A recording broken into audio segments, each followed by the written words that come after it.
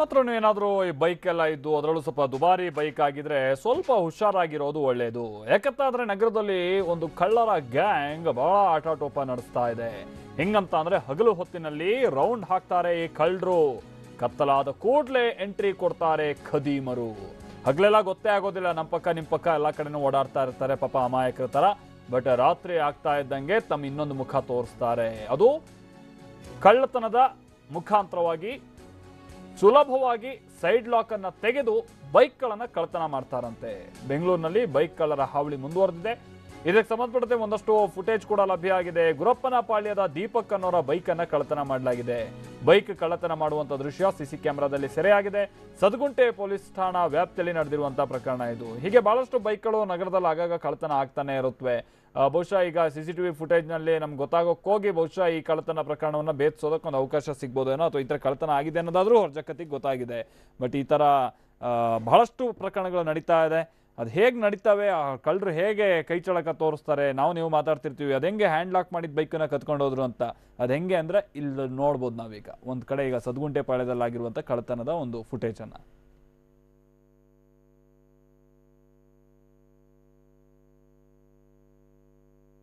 ನೋಡ್ತಾ ಇದೀವಿ ನಾವಿಲ್ಲಿ. ಅಲ್ಲಿ ಆ ಮರೆಯಲ್ಲಿ ಒಂದು ಬೈಕ್ ನಿಲ್ಲಿಸಲಾಗಿದೆ. ಎಷ್ಟು ಸೀದಾ ಸಾಧುವಾಗಿ, ಬಹುಶಃ ಕೀ ಇದ್ರೂ ಕೂಡ ಅಷ್ಟು ಸುಲಭವಾಗಿ ಆ ಹ್ಯಾಂಡ್ಲ್ ಓಪನ್ ಮಾಡೋಕ್ಕಾಗುತ್ತೋ ಇಲ್ವೋ, ಆದರೆ ಅಷ್ಟು ಸುಲಭವಾಗಿ ಆ ಹ್ಯಾಂಡಲನ್ನು ನಾವೇನು ಲಾಕ್ ಮಾಡಿರ್ತೀವಿ, ಹ್ಯಾಂಡಲ್ ಲಾಕ್ ಮಾಡಿರ್ತೀವಿ, ಅದನ್ನು ಕೂಡ ಅನ್ಲಾಕ್ ಮಾಡಿಕೊಂಡು ಹೀಗೆ ಕಳ್ಳತನ ಮಾಡಿಕೊಂಡು ಎಸ್ಕೇಪ್ ಆಗ್ತಾ ಇರುವಂಥ ಸಂದರ್ಭ.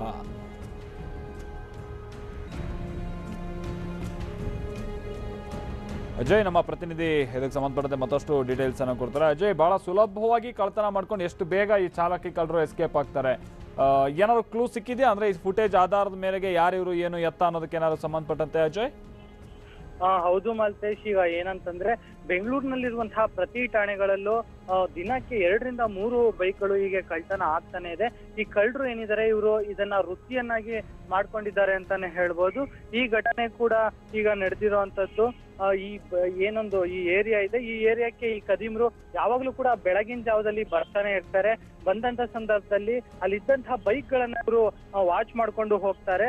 ಆ ನಂತರದಲ್ಲಿ ರಾತ್ರಿ ಹೊತ್ತು ಬಂದು ಅದೇ ಬೈಕ್ ನ ಹಿಡ್ಕೊಂಡು ಅದರಲ್ಲಿ ಮತ್ತು ನಕಲಿ ಕೀಯನ್ನ ಬಳಸಿ ಇವರು ಕರೀತಾ ಇರ್ತಾರೆ ಅನ್ನೋ ಒಂದು ಮಾಹಿತಿ ಕೂಡ ಈಗ ಲಭ್ಯವಾಗ್ತಿರೋದು. ಸದ್ಯ CCTVಯನ್ನ ಆಧರಿಸಿ ಈಗ ಪೊಲೀಸರು ತನಿಖೆ ಮುಂದುವರಿಸಿದ್ದಾರೆ Maltesh. Okay, thank you Ajay.